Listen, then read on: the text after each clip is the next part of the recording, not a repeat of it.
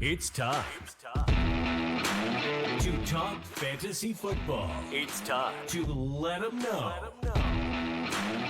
Where you let us crunch the numbers while you crush the competition.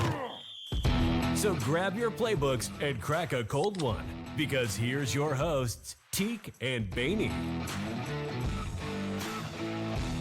Welcome to the Sits episode of the Let 'em Know podcast. I'm Baney, that's Teak, that's Badger. If you're here, you already saw the betting show against the spread. You made money with the Badger. We saw the starts episode. Teak gave us the recap of how we did last week. Now we're on the Sits. Teak, give us the recap. How'd we do last week? So, let me go over the Sits here. So, Sits episode here, just to recap, Badge had Matt Stafford, Tony Pollard, Calvin Ridley, and Evan Ingram. Oof. And Baney had Herbert, Eckler, Wilson, and Njoku. Started so strong with those Sits. So, I don't know if they caught the last episode, boys. Who won the starts episode? It's me. So he took home the starts episode. And it looks like Baney took the Sits as well. So Queen your winner. sweep. That's what I get for challenging Prop Bet Poppy. Boom. So I just had to just take a double take out one player just to make sure. But looks like Baney took out the victory of the Baneyverse badge. But let's move right on in here to the Sits. Sits. I think we're going to end up in a better spot than we did last week with the Sits. That being said, I did smash on the quarterback sit. Unfortunate, Herbert injury. But this week, I think we're going to get that same production. Jared Goff. Boys, Broncos defense good, apparently. That's where we're at in 2023 of football. Broncos defense have completely turned it around. If you look at the rankings, they're not going to reflect truthfully because they started the season off so bad, giving up 70 points. They've completely turned this defense around. 6 sacks, interception, 2 forced fumbles last week. Goff had 6.4 fantasy points last week, and he scored double-digit points most of the season. However, he has 2 or more turnovers in the last 3 of his 4 games. Offense is concerning me in Detroit right now. And that being said, I feel like that's just going to turn them into running the ball more. And yeah, I don't know. It just concerns me. I was big on Goff at the beginning of the year. However, I just do not like this matchup, and I'm going to need to see some changes in Detroit for me to get back on the Goff train. Just, unfortunately falling flat for me right now. Yeah, it's all about matchup, especially in the playoffs. I mean, if you got Goff and you got a better matchup, maybe look that way. However, Goff he's been booming some of these matchups, so you can hope for a bounce back game. However, this was one of my underplays, as you guys saw against the spread. I think the Detroit Lions have been relying a lot more on the run, slowing it down a little bit, trying to get Goff rolling. Tough matchup against these Broncos, though. So if you got a better matchup, that's what you want to play. You want to look at the matchups. Don't look at what Goff's been doing. If you got someone per se who has an easier matchup, go with that. So depending on that play, yeah, I like the set as long as you can do it. I agree with the sit. I just think people were high on Goff just because all these QBs been going down. And if you look at his attempts, I mean, some of these, he has high weeks where against Baltimore, 53 attempts, only put up 10 fantasy points. You said they're thinking about running the ball more. Well, last week he threw it for 35 at 8 points. The attempts are there. It's just I don't know if it's not getting to the playmakers or what's going on, or he's throwing the ball away a lot. I don't know. As an Amon-Ra St. Brown owner, I can tell you the ball is not getting to the playmakers. 5-point fantasy performance for Amon-Ra last week. The offense is in a place that concerns me. It's almost like Teak, since you named those stats against Baltimore, stuck out too. It's almost like when they're behind, Goff becomes less accurate, and he's trying to force balls. It seems so. Him playing from behind, normally that's a fantasy quarterback's favor. It doesn't seem to be like with Goff. Now that you mention that.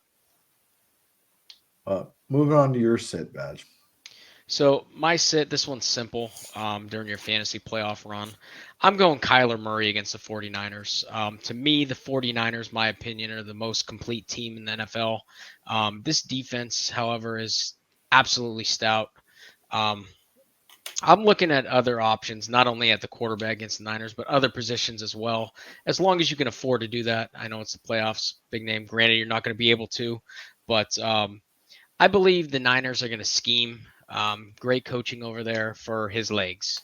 So I believe they're going to get a game plan to stop him, shut him down there, make him pass, pick him off, get in his face. I'm not risking that in my fantasy playoffs. Most of you, if you're a Kyler Murray owner, you should have another option because he hasn't played all year. So I'm not going this route this week, especially against the Niners. I'm sitting Kyler Murray. Badge, I got to tell you something. In my money league, I am so glad I have a first round bye because my quarterback situation this week is Kyler or it's Tua versus the Jets. Tua just put up 9 points against the Titans, the fighting Will Levis's. Yeah, I'm so glad I don't have to make this decision this week because I don't know who I would have started this week, to be honest with you. Luckily, I don't have to hurt my brain doing that.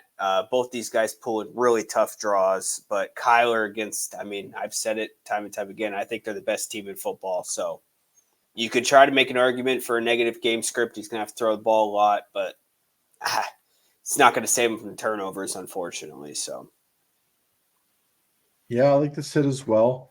You mentioned before with Goff about the attempts and everything, and that's kind of the same thing. Not on Kyler Murray's part, but you mentioned Tua.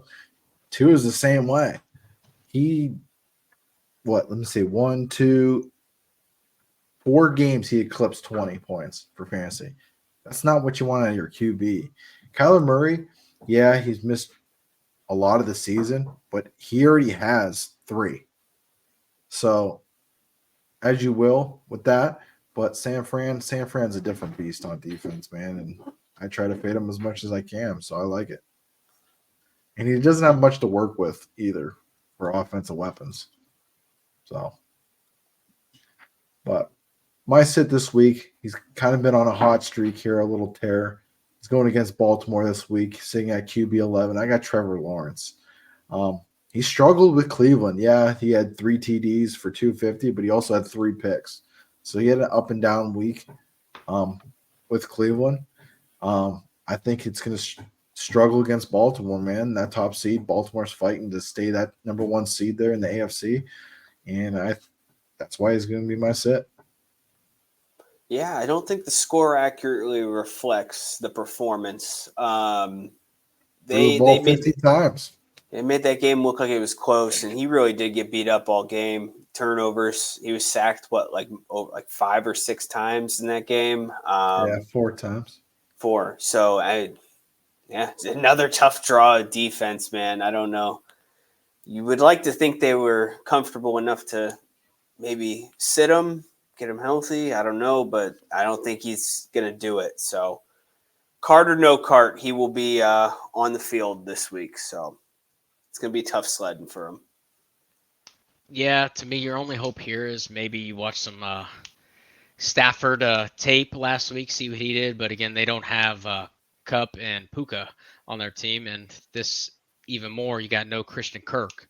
So against this Baltimore Ravens defense, that's a tough matchup. Your only hope is everyone can it's a must-win game for the Jags. So if they want to stay in this race, if they want to keep it rolling, it's a must win, but no Kirk. I mean, against the Ravens defense, I don't see a start unless if you got a better option, do it for sure. Running backs. Oh boy. I hate to do it. I've unfortunately said his name a couple more times than I should on this podcast, but the hometown boy James Conner. It's not for a lack of talent by any means. He's coming off his best fantasy week. However, it was a run heavy week, and that's where he was able to get all those productions. Um, the role in the pass game is gone for James Conner. I don't understand it. I don't know where it went. 14 catches on the season, grand total of 36 yards. There's been games where he's had nearly double-digit receptions and well over that yardage total in his career.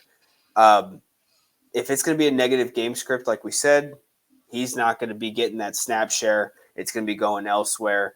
They've already, like in pass heavy games, they've gone to 3 running backs. And even if Amari DiMaccardo's out, they got another guy that's going to be receiving the ball. It's not going to be James Conner. It's just been proven this entire season.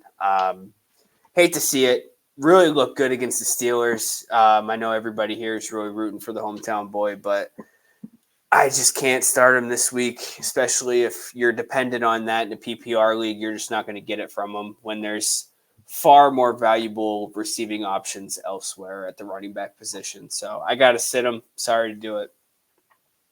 Yeah, super tough matchup against the Niners.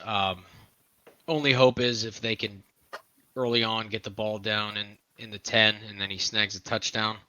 However, I think they're going to be playing from behind. Kyler's going to be scrambling, throwing the ball to his tight end, trying to force stuff. I think that run game is going to go out the window early. Hopefully get a tutty early on, but I'm not going to start James Conner this week against the Niners. Teak? Yeah, I like to sit as well. Hey, the good thing you can't. I don't know if you guys watch Good Morning Football or not. Good thing about our boy James Conner, hometown kid, is he won the angry run scepter again last week against Badges Steelers. So, but yeah, this week is going to be tough for him. I like to sit as well. Well, thanks for that, Teak. I guess I'll go. I do have to apologize to Teak. I got to sit your UNC boy this week. I'm sitting Javonte Williams against Detroit. So the Detroit Lions defense has been very inconsistent against the pass. However, they have been pretty tough to run the ball against for opposing running backs. They're allowing only 11 fantasy points to opposing running backs. The lowest in the league belongs to Baney's Eagles at 10. So allowing only 11, I got to sit them. I expect a bounce back game against Detroit with a much needed win. Against Denver with a much needed win. I do have an off topic comment for the viewers since we love them so much to help guide them through their fantasy playoffs. So off topic from my sit. Did you guys know the Atlanta Falcons are the only defense that has not allowed a rushing touchdown to opposing running backs?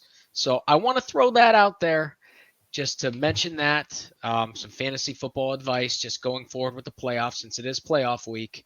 They're the only defense not to allow a rushing touchdown to an opposing running back this year.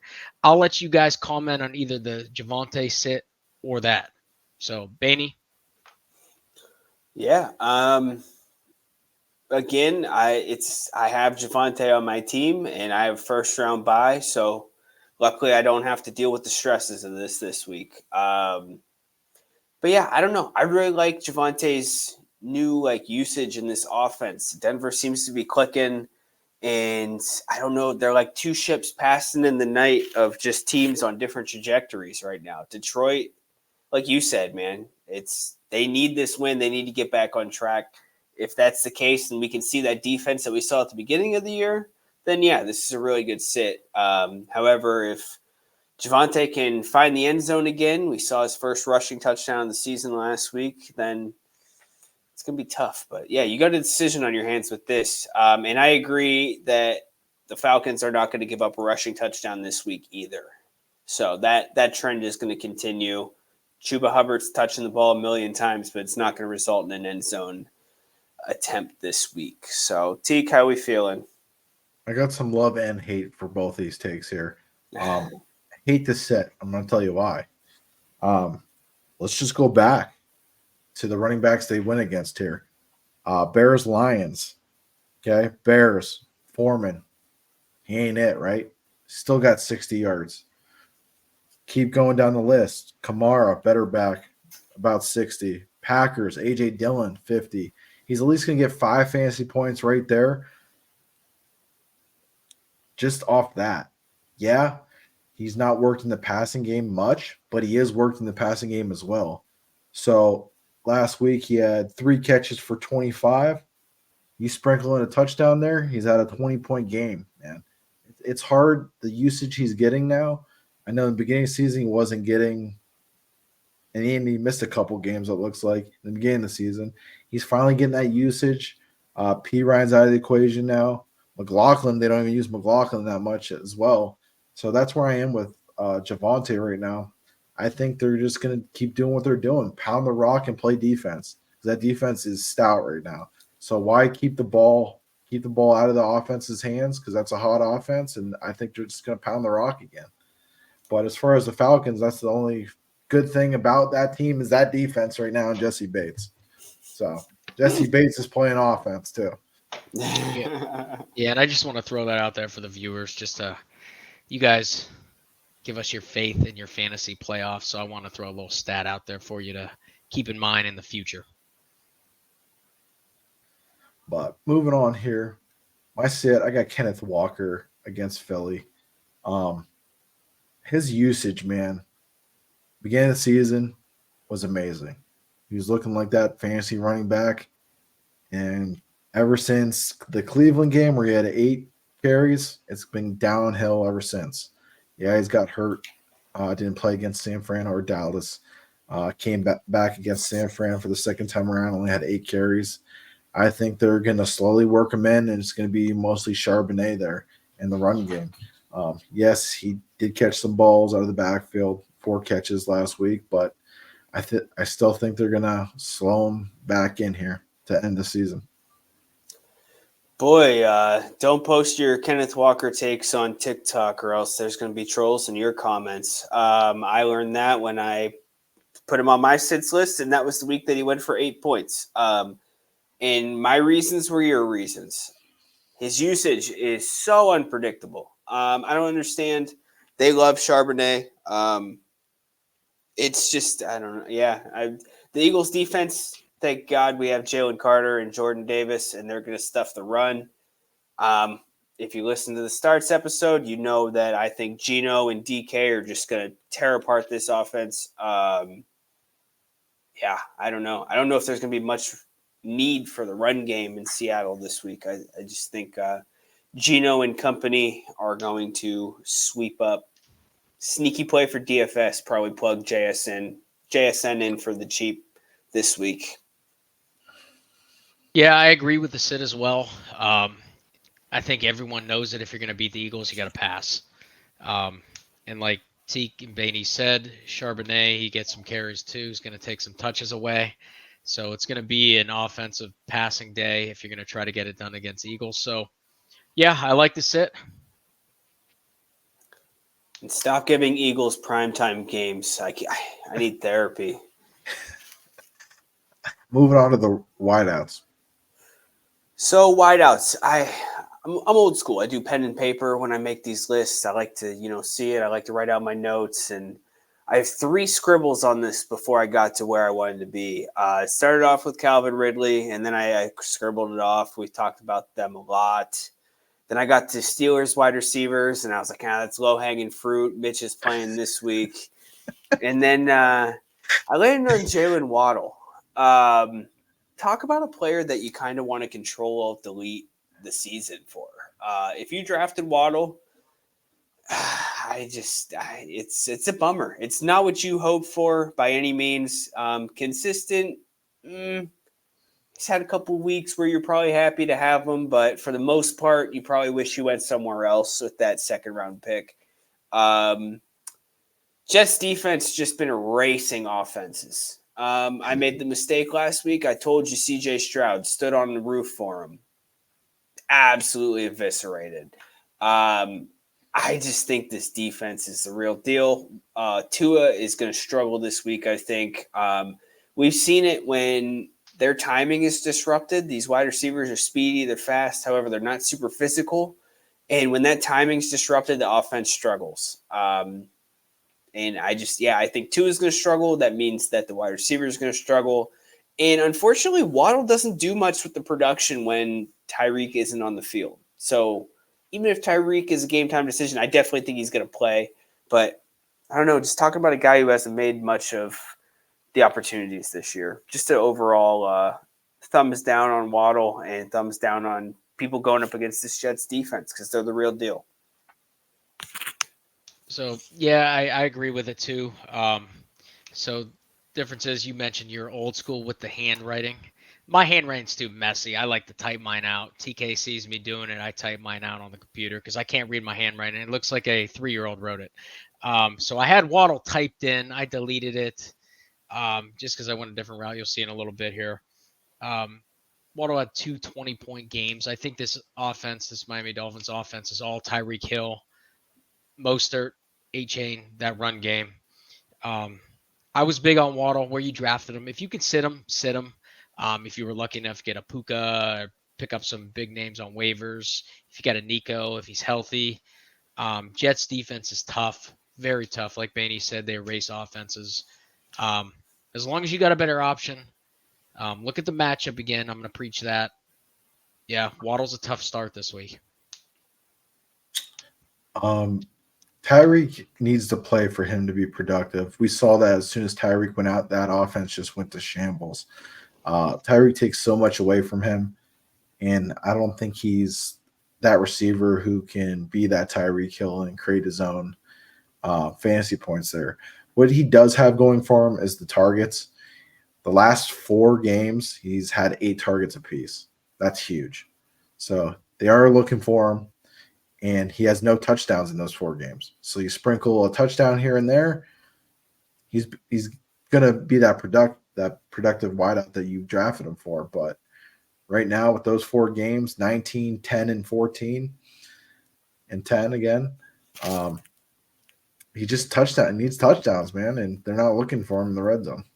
He needs Tua to quit leaving him high and dry in the middle. I don't know if you watched that. Dude, I thought he was done. Long. I thought he was done after high that and first dry drive. in the middle. It's pops. Even the one that he hit him in stride, the guy mistimed it. He would have been crushed. Did H&M kill like a cat or something at halftime? Did he kill Coach's cat? Like what? Like I took him for 50 yards, minus 160. I thought that was a smash play, easy little prop just to watch the game. He's sitting at 47, and he gets 1 carry in the second half. That's it. End the game at 47 yards. 1 carry in the second half. I think with Hill out, they just knew they need to focus on the run. They fed Mostert, and I was like, this is easy. I don't even need to watch this game. I'll flip over to the Packers game. And no, I left me high and dry. But Badge, who's your wideout? So my wideout, I'm going with the low-hanging fruit. I'm biting it. 2 words. Well, let me tell you my set first. It's Deontay Johnson against Indy. So 2 words, Mitch Trubisky. You combine that with all these offensive problems that we had. Very hard to get things rolling. I'm going to also rant about, I don't know where Deontay's head's at. This guy doesn't even seem to give a shit. Crap, poop, whatever. I said the S word. It's a shame because he has so much talent. I'm not risking him this matchup against Indy, allowing less than a touchdown to opposing wide receivers this year. I believe it's going to be a Najee and Warren ground and pound, low scoring game. Mitch Trubisky's going to stress me out, and I might not be here next week. Who knows? But I'm sitting Deontay Johnson this week. Take some lesson from what Minka said. Get your stuff together and go to work. It's not going to be handed to you. I'm sitting you this week, buddy. I felt like I had my first ever like old man like screaming at like oh these old kids. I feel like I finally had that first moment in my life watching the Steelers game last week. Watching these guys not run block, not participate on the team like at all. Like these guys haven't done anything in their careers to be like acting the way that they are. Him and Pickens. Get him out. I literally I texted Mike. I was like, what are we doing? Like these guys are NFL players. Like this is like I don't get it. I don't understand. Like you get a Justin Jefferson, you get somebody like that. Maybe if they want to throw a fit, pout, run block, no. Like I can kind of get it. Top dogs in the league. These guys are, I don't want to say nobodies, but like really haven't done anything in this league to do or warrant their actions. I don't understand. I don't get why Tomlin is even putting them on the field at this point. Like I don't at this this whole Steelers. I'm not even a Steelers fan. This is like They're I getting don't know. blasted by the Steelers greats. Troy Polamalu even said something like, "That's not Steeler football. Get in there. Get your head in the game. When It's we're not going to be watching handed to you."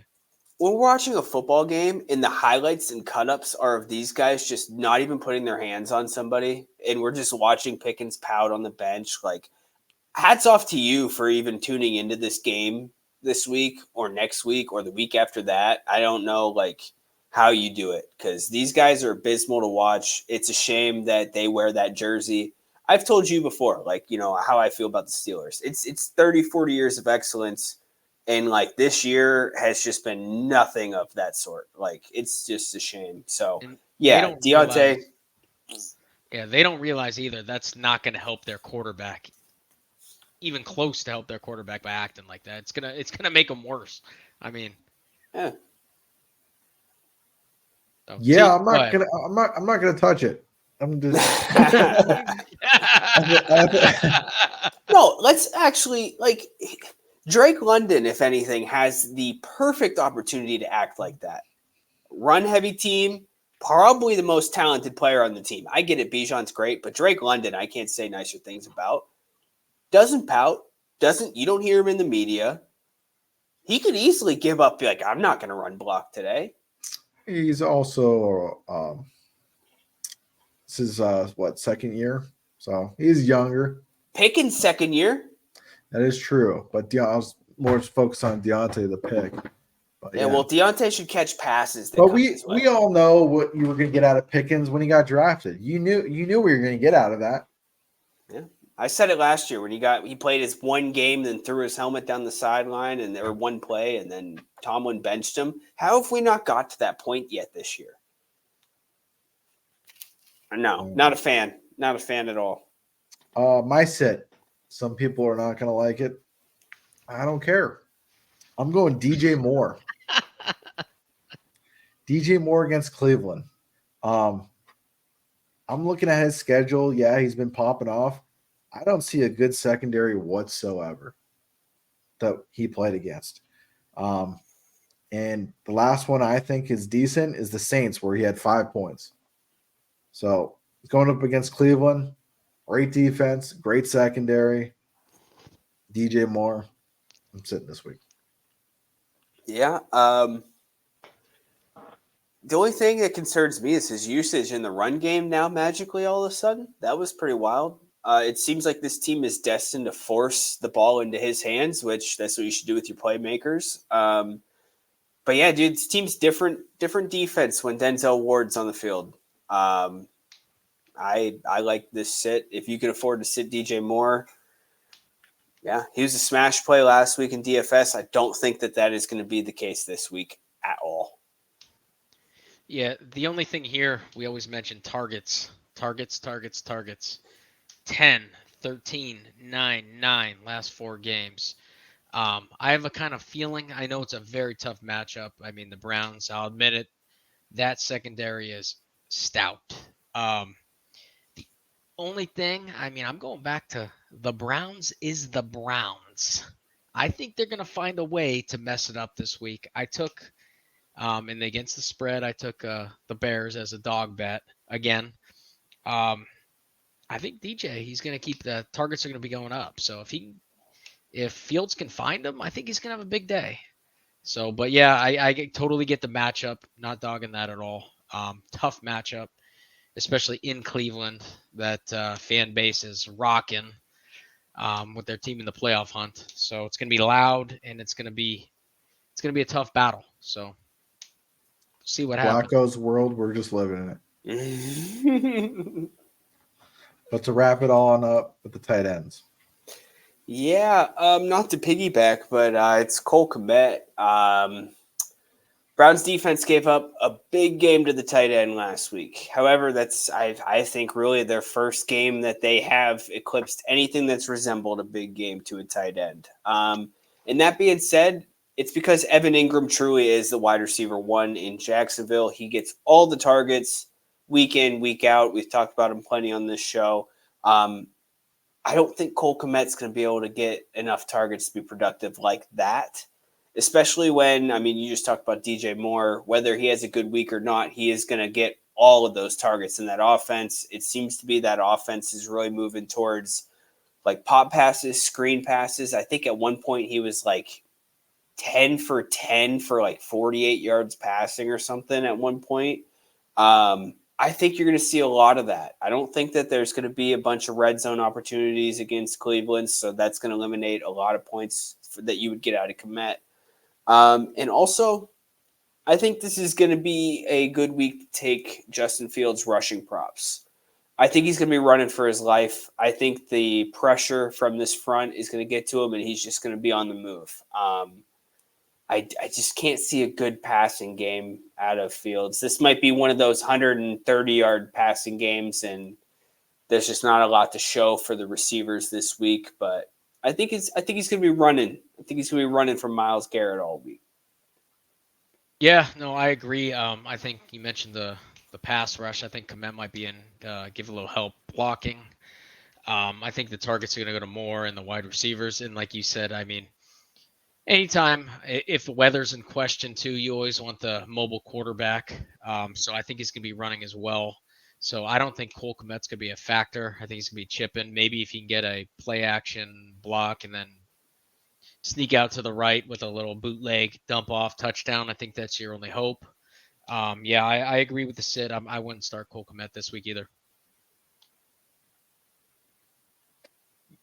Yeah. Here's the thing I'm intrigued by. And Cole Kmet's sitting at tight end 6. DJ Moore's at wide receiver 7. I'm curious where Justin Fields would have sat or currently sit now if he played the whole season. But that's basically your measuring stick with running QBs is they get hurt. And if he didn't miss that 4 games, would he be a top 5 candidate? We don't know. But that's where he's currently sitting at 20, and I just thought that was pretty interesting. They could have had all starters at top 10 there if he didn't get hurt. But I like to sit as well. Badge, tight end, to wrap it on up. So my tight end sit, I'm going Dalton Schultz against the Titans. Now this sit is based on the injury report. Watch it during the week, see what happens. They're saying he could return from this hamstring injury. However, if he does return, I'm not sure if he's going to be in a snap count or not. Hamstrings are tough. Once you injure them, it's very easy to re-aggravate that. Reason I put him on this list, though, because if he comes back, a lot of you are probably going to look to start him. And I don't blame you based on the type of year he has been having. The Titans, though, they have been low-key the stingiest team against the tight end position, allowing only 3 points, fantasy points to opposing tight ends. You combine that, too, with Stroud. He's in concussion protocol. He's up in question. There's too many factors here to start him. If you can go a different route on tight end, I would definitely look that way. Again, if he does play, that snap count is kind of a concern to me with that hamstring. I'll take it a step further. If he's healthy and Stroud's healthy, I still wouldn't play him. Brevin Jordan is, I mean, by all means, he's been a backup tight end all year, but now it seems to be a guy that they're trying to work into this offense. And yeah, I don't know, man. They have Schultz projected at 9.8 fantasy points this week, and that's with him questionable and Stroud in jeopardy. That number seems way too high to me. I can't expect you to get that production. I'm just looking at tight ends available in my 10-man league right now on the waiver wire. There's a handful of them I would play this week over him, specifically. Kraft for Green Bay seems to be really good. I don't know, but I think this is a great sit, and I think people are really holding on to the fact that they're going to get that production again. And I think that production's gone. I think the better part of Schultz's season is past. I agree with the sit because it's mine as well. Badge stole my notes, and he liked word for word what I put, so I said he can say it to make himself look good. So don't leave him out in the break room. I mean, so that's the fucking play. Oh, sorry, the playbook. Atlanta's playbook got jacked. That's what happened. It's exactly what just happened. So that's my sit as well, just for my own words, but Babs said them. But Baney, why don't you take us out here? Yes. Thank you, guys. Thank you, everybody who is a follower. You're part of the community. You're in our Discord. But hit the subscribe button on the YouTube, especially if you're new here. It's your first time hanging out with the boys. We love doing this. And the subscriptions, they're free. Totally free. And also, download Underdog Fantasy. Use the promo code. Let them know that is a deposit match up to $100. Like Badge always says, if it's free, it's me. It's his favorite Italian saying. But yeah, thank you for everything. Thanks for hanging out with us. Hit subscribe if you're new to the channel. 3 episodes a week. Badge making a ton of money. Teague's got a beautiful face. There's not much more you can get from this channel. I can't stress it enough. But please help us out. Have a great week. Hopefully you win your matchups this week. Thank you for listening to another episode of the Let 'Em Know Fantasy Football Podcast. Join our community and follow us on all socials, or keep up with the episodes on YouTube, Spotify, or Apple Podcasts.